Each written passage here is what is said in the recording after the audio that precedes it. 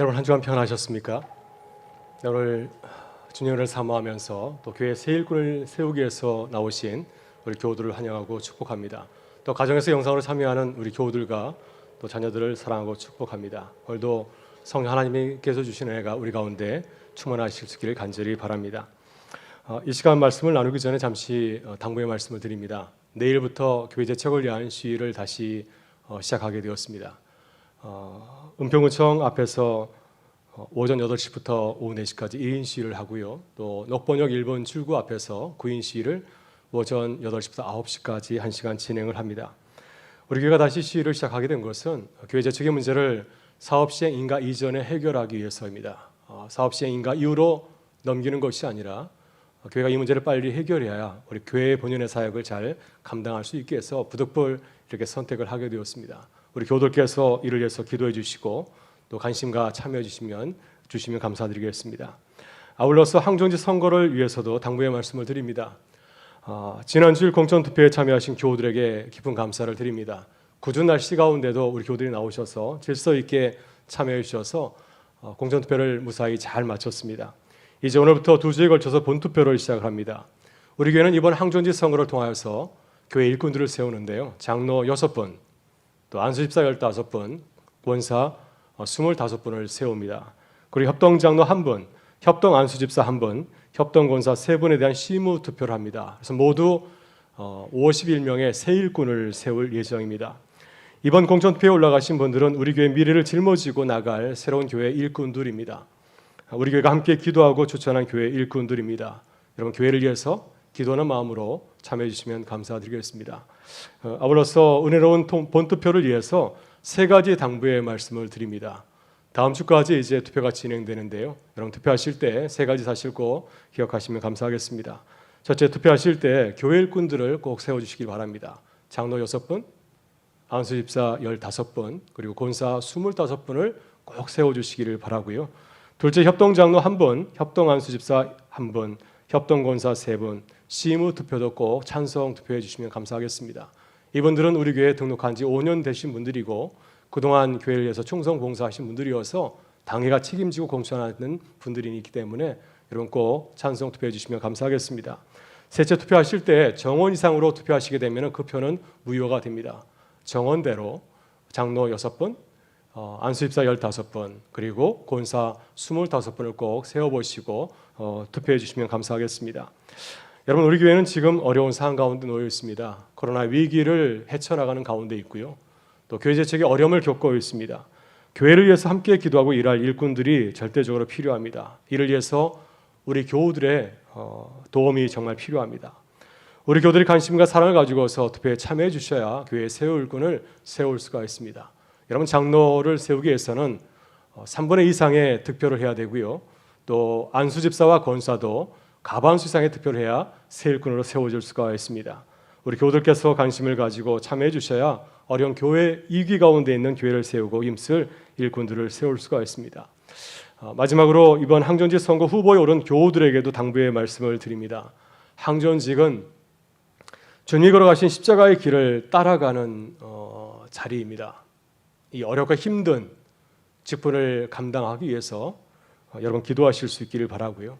또 사람들에게 부탁하는 것이 아니라 하나님께 간절히 기도할 수 있기를 바랍니다.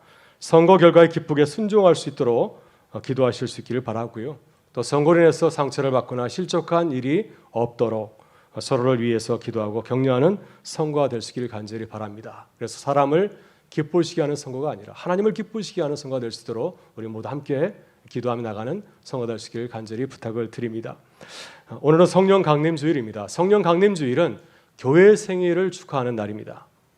예수님이 성천하신 후에 120명의 제자가 마가의 다락방에 모여서 성령을 간절히 구하면서 기도하였습니다. 오순절이 되었을 때 드디어 성령의 놀라운 역사와 임재를 경험하게 되었습니다.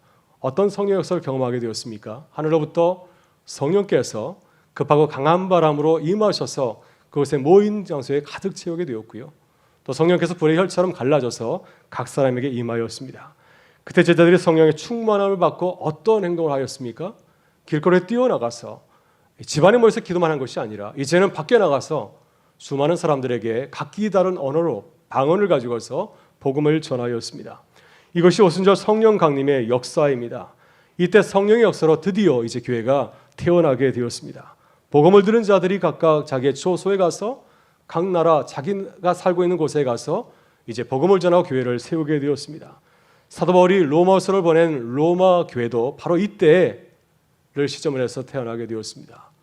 오순절 순례 여행객들이 이제 예루살렘에 와서 길거리에서 제자들이 전하는 복음을 듣고 감동을 받아서 그들이 살고 있는 로마로 돌아가서 이제 세운 교회가 바로 로마 교회입니다. 이렇게 성령의 역사로 교회의 역사가 새롭게 시작이 되었습니다.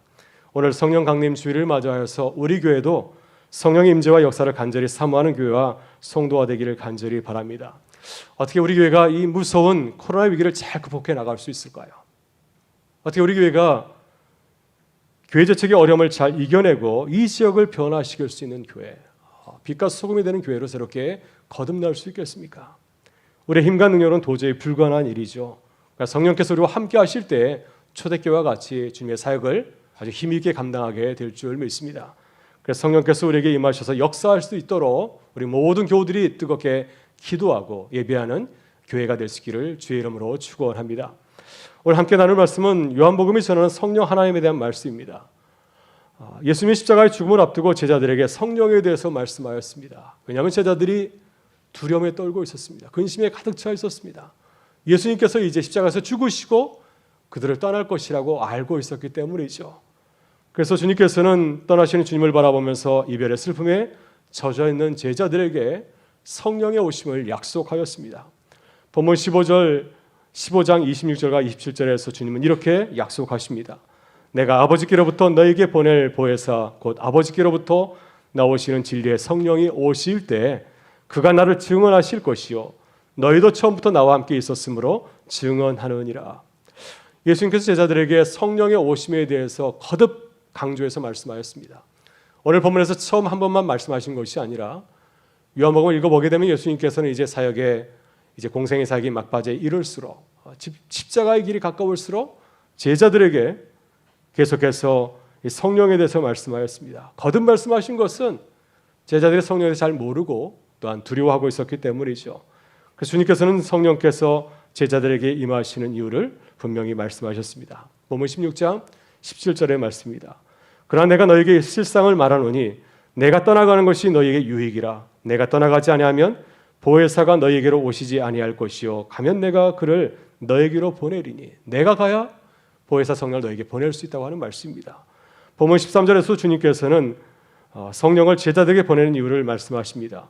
진리의 성령이 오시면 그가 너희를 모든 진리 가운데로 인도하시리니 그가 스스로 말하지 않고 오직 들은 것을 말하며 장래를 너희에게 알리시리라. 두려워하지 말라는 것입니다. 내가 가도록 성령께서 오셔서 너희들을 진리의 길로 인도해 주실 것이라고 주님은 약속의 말씀을 주셨습니다. 여러분, 주님은 이제 떠나가게 되면 제자들은 어떻게 되나요? 홀로 남겨지게 되죠. 지금까지는 주님과 함께 3년 동안 함께 거닐었는데 이제는 제자들과 홀로 남아서 그들이 이제 사역의 길을 걸어가야 됩니다.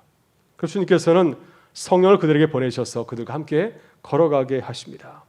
세상에서 일어나는 시련과 유혹을 이길 힘을 주시기 위해서 성령을 그들에게 보내시고 그들을 도우시겠다고 말씀하십니다. 그리고 제자들이 진리 가운데 걸어갈 수 있도록 도우신다고 말씀하고 있습니다. 제자들이 주님처럼 세상을 이겨 승리하는 것, 이것이 주님께서 그들에게 성령을 보내주신 중요한 이유입니다. 오늘 주님은 세상에서 지치고 힘든 우리에게도 동일한 말씀을 하십니다. 우리에게 성령을 보내주시겠다고 말씀하십니다. 아니, 성령을 이미 우리에게 보내셨고 그 성령께서 우리와 함께 하신다고 말씀하십니다. 그 다음 진리의 성령께서 우리에게 오셔서 우리를 어떻게 도우실까요? 성령께서 우리를 위해서 어떤 사역을 감당하시겠습니까? 이 시간 성령 하나님께서 우리와 함께 하시는 사역을 나누고 기도하기를 바라고요. 그래서 성령과 함께하는, 성령과 함께 걸어가는 우리 교회와 성도들이 되실 수 있기를 간절히 바랍니다. 먼저 보혜사 성령 하나님은 우리의 연약함을 도우신다고 말씀하십니다. 예수님께서 제자들에게 성령을 보내시면서 성령을 어떻게 소개하였습니까? 보혜사라고 말씀하였습니다. 보혜사는 헬라어로 파라클레토스라고 합니다. 이 단어는 두 개의 단어로 이루어져 있는데요. 파라, 전치사인데 곁에 옆에라는 뜻을 담고 있고 또 칼레오, 동사에서 나온 파생어입니다. 그래서 그 뜻은 말하다, 부르다, 또 대변하다라는 뜻을 담고 있습니다. 그래서 파라클레토스의 문자적인 뜻은 내 곁에서 나를 대변하는 분을 뜻하고 있습니다. 성령 하나님 어떤 분이신가요? 변호사와 같은 분이시죠. 내가 어려움을 겪을 때 나를 위해서 책임지고 또 나를 대변해 주시는 분입니다. 그래서 파라클레토스는 이로자, 상담자, 중재자라는 뜻을 담고 있습니다. 우리말 성경은 이 모든 뜻을 담아서 성령 하나님을 보혜사라고 소개하고 있습니다. 왜 예수님은 성령 하나님을 보혜사라고 소개하였을까요? 그것은 제자들의 삶과 깊은 관계가 있습니다. 여러분, 제자들의 주된 사역이 무엇인가요? 제자들은 복음을 전하는 자들입니다. 세상에 살면서 많은 사람들에게 하나님의 말씀을 증거하는 자들이죠. 복음서에 보게 되면 예수님께서 이제 복음을 전하는 삶을 살펴보게 되면은 그 삶이 결코 쉽고 또 녹록지 않았습니다. 예수님께서 복음을 전할 때, 하나님 나라의 말씀을 증거할 때 그를 적대하는 세력이 참 많이 있지 않았습니까? 적대자들이 나타나서 주님에게 어려운 질문을 던지고 주님을 공경에 빠뜨리고 한 적이 참 많이 있었습니다. 그러나 그때마다 주님은 대적들을 깜짝 놀라게 하는 지혜 있는 말씀으로 자중을 크게 놀라게 하셨고 또 놀라운 말씀으로 하나님께 영광을 돌려왔습니다. 여러분, 대표적인 사건이 요한복음 8장에 나오는 가나안 현장에서 붙잡힌 여인에 관한 이야기입니다. 하루는 바리새인과 서기관들이 현장에서 음행을 저지르다가 붙잡힌 여인을 데리고 왔습니다. 그리고 주님에게 곤란한 질문을 던졌죠. 어떤 질문을 던졌습니까? 모세율법에 따르면 이 여인을 돌로 치라 했는데 선생님은 어떻게 하시겠습니까? 만약 예수님께서 모세율법대로 돌로 치라고 한다면 사람들은 주님을 어떻게 말하겠습니까? 말과 행동이 다른 자라고, 사랑이 없는 차가운 선지자라고 주님을 조롱할 것입니다. 만약 주님께서 이 여인을 용서라 한다면 주님을 향하여서 모세율법을 깨트린 자라고, 무시한 자라고 주님을 고발할 것입니다.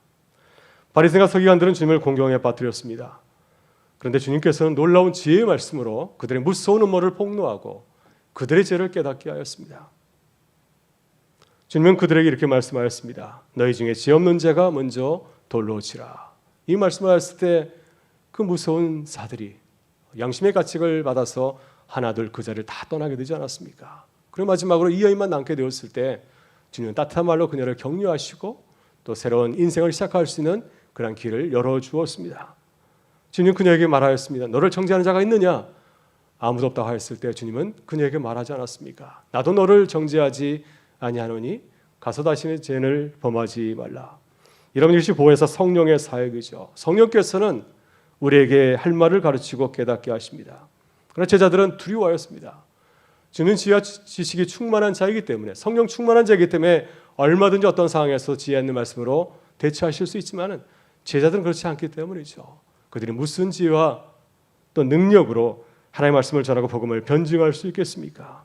그때 주님께서는 두려워하는 제자들에게 염려하지 말라 하였습니다. 그리고 그들을 도우시는 성령의 놀라운 사역을 그들에게 증거하였습니다. 누가복음 12장 11절 이하의 말씀은 이렇게 증거합니다. 사람이 너희를 회당이나 위정자나 권세 있는 자 앞에 끌고 가거든 어떻게 무엇으로 대답하여 무엇으로 말할까 염려하지 말라. 마땅히 할 말을 성령께서 곧 그때 너희에게 가르치시리라 하시니라. 여러분, 예수님의 제자들은 참 연약한 자들이었습니다. 십자가 앞에서 무너진 제자들의 모습이 얼마나 무력하고 무능합니까? 대제사장이 여종의 말을 듣고서 예수님을 부인하지 않습니까? 한마디 변호하지도 못하고 나는 예수를 모르는 자라고 주님을 저주하고 도망치기까지 하였습니다. 그러나 예수님의 부활 사건 이후에 만나는 제자들은 전혀 다른 제자들을 거듭나게 되었습니다. 어떻게 이런 놀라운 변화가 일어날 수 있을까요? 그것은 보혜사 성령 하나님이 그들과 함께 하셨기 때문이죠. 성령께서 그들과 함께 하시면서 그들에게 할 말을 가르치시고 지혜를 주셨기 때문에 어떤 상황에서도 담대하게 복음을 전하며 제자의 삶을 살아갈 수 있었습니다. 여러분, 우리도 그렇습니다. 우리도 참 연약한 자들이죠. 우리의 힘과 능력으로는 도저히 아무것도 할 수 없는 자들입니다. 아침에 일어나서는 내가 오늘은 거룩하게 살아야지 말하지만은 그 시간이 변하게 되면은, 상황이 변하게 되면은 우리는 곧 악한 사람으로 변할 때가 얼마나 많이 있습니까? 모든 일이 내가 원하는 대로 이루어지면은 기뻐하고 감사하지만 내가 원하는 대로 일이 진행되지 아니하면 우리는 곧 실족하고 넘어질 때가 얼마나 많이 있습니까? 이것이 부끄러운 우리의 모습이 아닌가요? 그러나 성령께서 우리와 함께 하실 때 우리는 새롭게 거듭나게 될 줄 믿습니다. 사도 바울처럼 성령 안에서 기뻐하고 감사할 줄 믿습니다. 모든 상황 가운데 자족하는 주님의 사람으로 살아가게 될 줄 믿습니다. 내게 주시는 그 모든 일, 내가 감당할 수 없는 일이 할지라도 기쁘게 감당할 수 있는 줄 믿습니다. 그래서 사도 바울과 같이 고백해야 될 줄 믿습니다. 내게 능력 주신 자 안에서 내가 모든 것을 할 수 있느니라. 여러분 항상 주 안에서 성령의 도우심을 구하실 수 있기를 바랍니다. 내가 넘어질 때 나의 부족한 모습을 바라보면서 좌절하거나 실망하지 마시길 바라고요.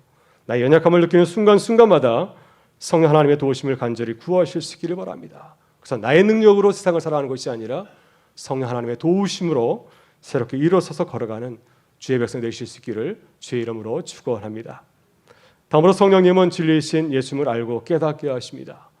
여러분 예수님께서는 제자들에게 성령 하나님을 어떻게 소개하였습니까? 성령 하나님을 진리의 영이라고 소개하였습니다. 성령님은 진리의 영이십니다. 진리로 행하시는 분이십니다. 진리이신 하나님의 말씀을 바르게 증거하시는 분이시고 우리와 함께 하시는 하나님의 뜻을 진리로 증거하시는 분이십니다. 여러분 교회를 핍박하던 사울이 다메섹 도상에서 다메섹 교회를 핍박하게 달려가는 가운데 빛으로 나타나신 부활하신 주님을 만나게 되었습니다. 그때 그는 그 강한 빛 때문에 눈이 멀게 되었습니다. 앞을 보지 못하게 되었습니다.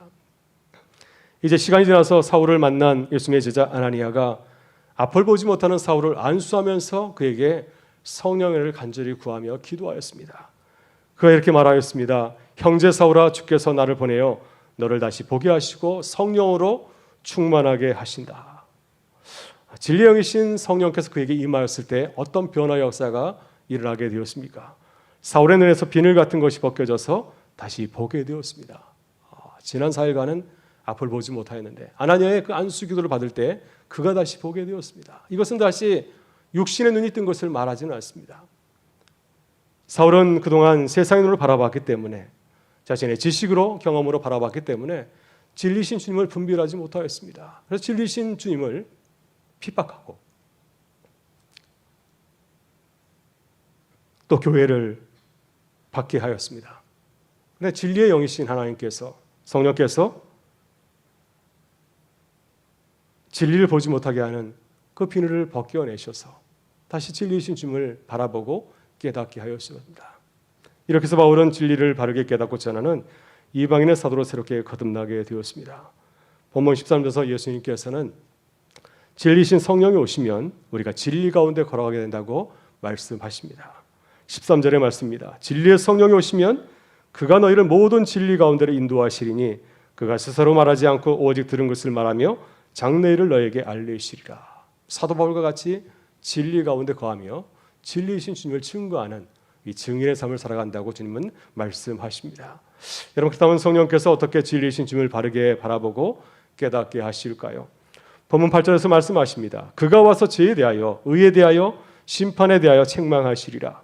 죄에 대하여라 함은 그들이 나를 믿지 아니하며 의에 대하여라 함은 내가 아버지께로 가니 너희가 다시 나를 보지 못하며 심판에 대하여라 함은 이 세상 임금이 심판을 받았음이라.